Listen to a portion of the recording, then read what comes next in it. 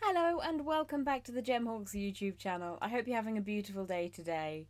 For today's tutorial, I'd like to teach you how to make a really easy but quite dramatic looking crinkler ring. So I'm going to be using a cool tool called the Wire Crinkler from Beyin, and this is the project that we're going to be looking at. So it's not an extremely complicated project, but it does look really quite cool on the hand, and it makes up really quite quickly and doesn't use a huge amount of materials. So if you'd like to join me down at the board now, I will show you the project a little bit more closely. So here's a slightly closer look at the project that we're going to make. Now for today's materials, I'm working in two different colours of wire. One of the reasons for this is it looks really cool, and another reason is just to prove that you actually aren't going to be using a huge amount of materials. So for something like this, you can use offcuts or the last little bit of wire on a reel. I've chosen to work in 1mm or 18 gauge wire in raw copper, in 0.8mm or 20 gauge in anti-tarnish brass wire, and then finishing that up with raw copper in the 0.4 or 26 gauge, and that's what's going to hold everything together. So for the first section, what I want to do is refer you to the main tool for this project, which is the Wire Crinkler Tool. Now this one is very, very old. I've had it for an incredibly long time, which is why it's a little bit scruffy. They are a fantastic and very inventive tool from our friends over at Beyin. Now I do have a tutorial giving you all the hints and tips on how to get the best from your wire crinkler, but what I want to do is show you how easily you can turn this to create a section of that 20 gauge or 0.8mm wire into crinkled wire really quite quickly.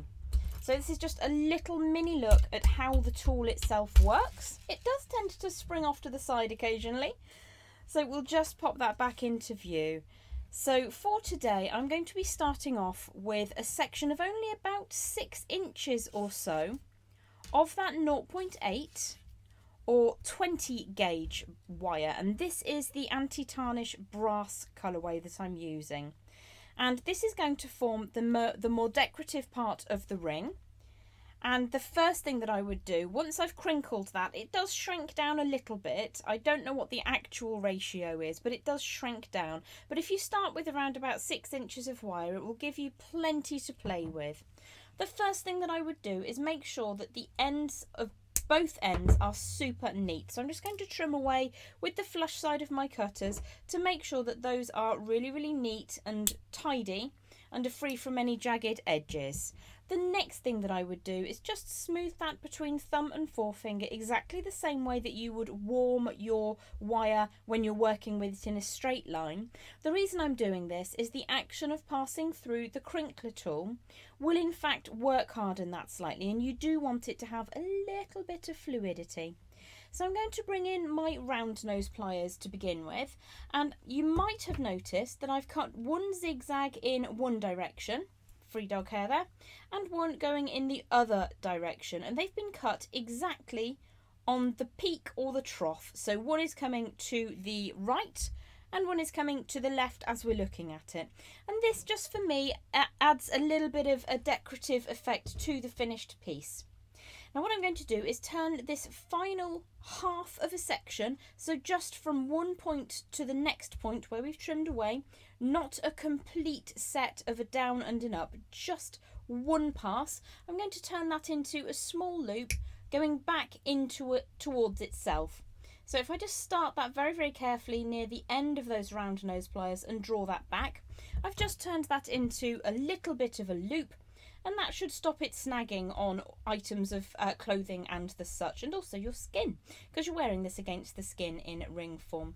I'm just going to make sure that I'm happy with how that's sitting down, and that the element which creates the zig and the zag hasn't actually changed too much. So you might need to just pull that back into true, close your loop up, and just give that a bit of a squeeze with any flat facing pliers just to make sure you're happy with that. And then exactly the same on the other end. Let's bring that ring back into view. So quite close to the tip of those pliers, round nose pliers, and just turning that into a short or small loop so that it closes up the design. And again, I'm just going to squeeze that quickly to get the form to sit exactly how I want it to. And then make sure that the zigging and the zagging continues exactly as it ought to. And I'm just going to smooth that and just pop that down for one moment. One of my favourite things of this design is that you don't actually have to have a lot of metal ready to use. It's just 6 inches of this and 9 inches of that, and then a few extra little bits and pieces with the lightest gauge wire. And for that section I'm going to work directly off the reel, but for the main segments, the largest part of the ring, it is just offcut type lengths that you can find in your scraps pot. So it's really quite a thrifty way to use up little bits of odd coloured wires, and it will work. You can really mix your metals on this. If I'd had some rose gold or yellow gold, I might have thrown that in as well, but I didn't have any in my scrap pot. So this really is a cool way to use up little bits and pieces. So for the next section, I have got my crinkled piece, which started out at around about 6 inches, and that was the 0.8mm or 20 gauge. For the next section, I've got around about 9 inches to work with, and this is 1mm or 18 gauge wire. Now I do need to make sure that this is nice and smooth and straight and free of any kinks or marks before we head into the design. Adding a little bit of warmth will definitely make your life easier later on. So that's now nice and smooth, and what we're going to do is line these two up so that the crinkled section sits dead centre, and this means that you can get equal coils on either side if you wish to. I've actually chosen to make these slightly uneven on the section here, and in that way every single ring can be completely different. What I would say is that I don't tend to take the crinkled section all the way around the coil we're going to create. I tend to leave that part of the way because it flattens out if you bend it too much. So for the next section we're going to draw these two pieces of wire together, and for that I'm going to use some raw copper wire, and this is 0.4mm gauge or 26 gauge. It's a little bit of rough on the end, so I am going to trim that excess away and just pop that in the scrap pot. What I like to do with this design is start a couple of zigzags into the piece, trying to keep the crinkled section in the centre of the straight section. Again, that straight section was about 9 inches.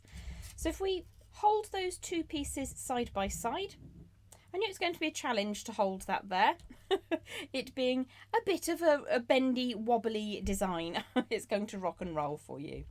So for this, the protocol for weaving is going to be 2 wraps around the lowest section or the valley section of that crinkled piece of wire, and then singular wraps around the straight section of wire. So I'm going to start 3 valley in from the end, and I'm going to wrap twice around both the crinkled section and the straight section, and we're going to keep that firmly closed up side by side, so there's no way that that can wobble around. So 2 very neat wraps there. The tail of wire is a good 6 inches in length, and in this way I know I'll have enough to go all the way along and a little bit past the end. If you want to have a lot of wrapping around the coiled section of your ring, you might want to take that a good 12 inches past, and that will give you lots of options later on. I'm just going to go a little way past the end.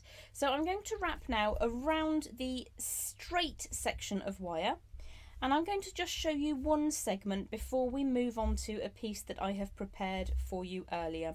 So as you can see, what's happening is that those coils are not super tight up against each other. So once I've done a couple of coils, I'm going to compress that to make a nice tight gizmo-like spring and just push that up against the edge. If you struggle to achieve that pressure with your nails, you might want to use a pair of pliers. I would say very carefully, the pressure is going in this direction. You don't want to waggle that around too much, or you might bend your wire, and that's not what we're looking for at this stage.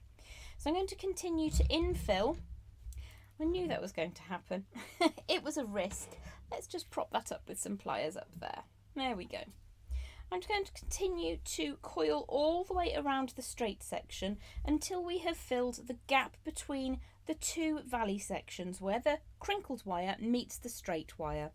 So you do need to go just maybe 1 coil further than you think compress that up really neatly, and then you would have another 2 wraps around both of those sections of wire. So that's 1 and 2. Draw that down. Now the reason I start 3 in from the end is it just makes the whole thing slightly easier to hold in your hand. So what I would do is continue all the way along to the end. If I started with an excess of wire, I will continue to gizmo or coil all the way around, leaving a good inch or so of bare core or straight wire on the one end, because when you start to turn the coils on the ring, you will want that to be bare wire without any coils on, just so that it starts really neatly.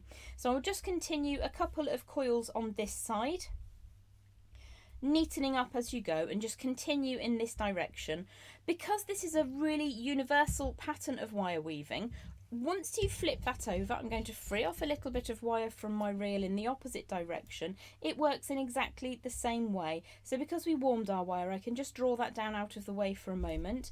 I'm going to wrap singularly in this direction around the core wire until we hit the next valley. And I'm just going to do this once, because otherwise it makes for a very dull and repetitive video. So as I say, every few coils or so, you can just tighten that up slightly so that they sit really neatly side by side. And again, you can squeeze that so that it sits and there are as few gaps as possible. So just continuing a little bit further until we get to the next valley. I would sing, but that would be disastrous for everyone. Nobody needs to hear me singing, to be quite honest.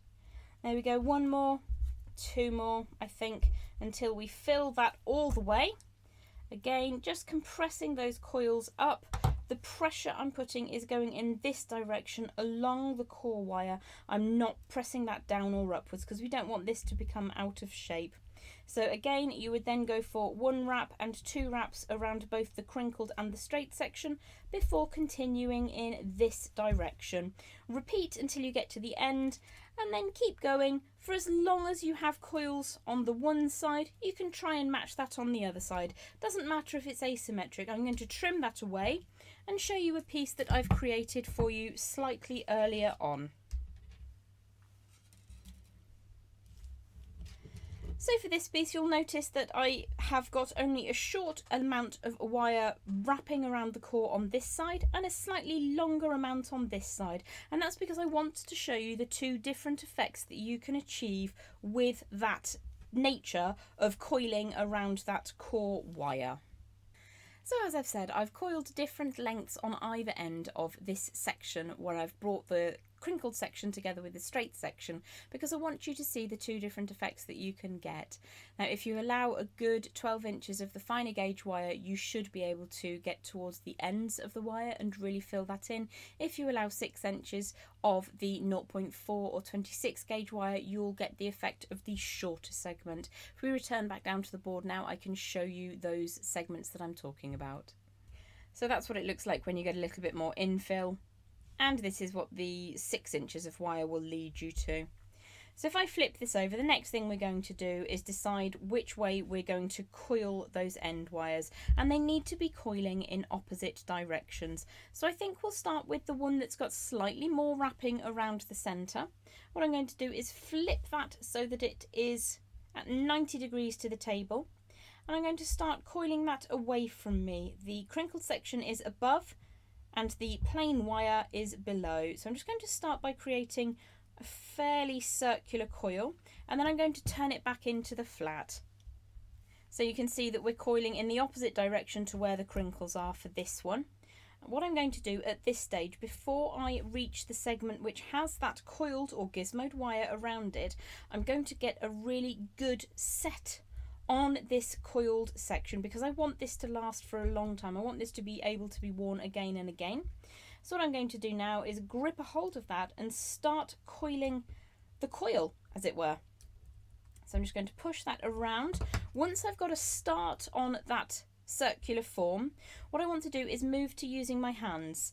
If you use your pliers on a section that's got gizmoed finer gauge wire around it, you can compress that. Now that is a really nice look to have, but I actually want that to be a little bit more organic and natural looking. So I'm going to bring that coil all the way around until it meets the first binding point where we attached the crinkled section to the straight section. And then what I'm going to do is just turn the loop that we made on the end so that it sits against that coiled section. So that's nice and neat. One of the things that you can do when you're wrapping the zigzag to the straight line is you can pass your wire through that loop and attach it on. It just makes it slightly trickier when you're doing this coiled section just here, so it doesn't have to happen. One of the reasons I leave it free is that I like the regularity at which the double wraps appear. It's a nice set distance apart, and having one extra one in there is just detracts slightly from the design. So what we're going to do is have a look at the other end. Now this had the shorter amount of gizmo or coiling around the straight section of wire. And what we're going to do is coil this in the opposite direction. So this coil is going to go to the same side that the crinkled section is attached to. I'm going to turn the crinkled section down this time so that I can get a good grip, a hold with my round nose pliers and start creating that circular form. Once I've started creating the circular form, I can flip that back up for you to see. I'm going to hold on to that coil or the beginning of the coil and just start turning that around. Now as I'm moving, I'm only going about 1/8 of a circle at a time. This enables me to get really good control on the coiled segment and to make sure that it's as neat as it possibly can be. Again, I'm going to give that a good squeeze, and what I'm doing is I'm opening the pliers like so, just opening and closing them. I'm not putting enough pressure to change the profile of the wire, just enough so that it sits really firmly in position. Again, I will now move to using my hands only to change the formation of that loop. Now what I'd like to do is cover up the first coil that we've made here and just start to move that in ever so gently. So it's in fact covered up the coil and the first of those crinkled sections. So we've got an elaborate, I don't know, kind of dinosaur looking piece of wire now. So this is when we're going to use any round form. In this instance, I'm going to use my trusty faithful wooden ring mandrel. And what we're going to do is wrap this around at the size point that we know we want this to be worn.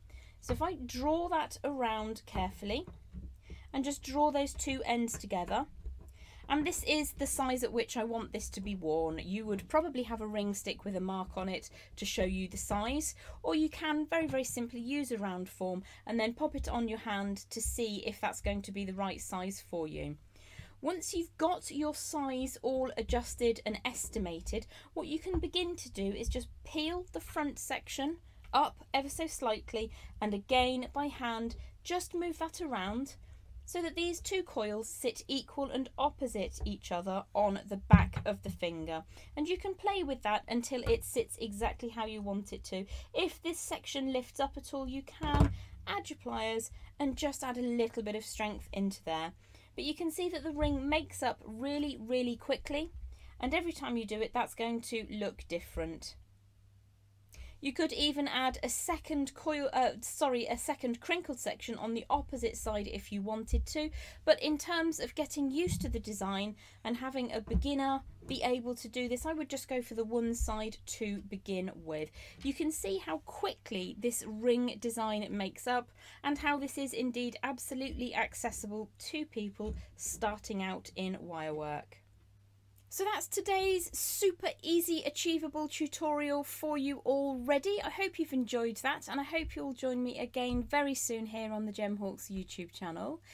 Tomorrow, which will be the 20th of September, there will be a Facebook Live over on Gemhawks and Gems Gembox. Biggest, best ever, with lots and lots of brand new stock. So if you're around on Facebook on September the 20th, Monday evening, 8 PM UK time, do feel free to pop by and join us, and we'll hang out, have a chat, and I can show you some cool new gemstones. Have yourself a beautiful day, no matter what you're doing, and I look forward to seeing you again very, very soon. Bye for now.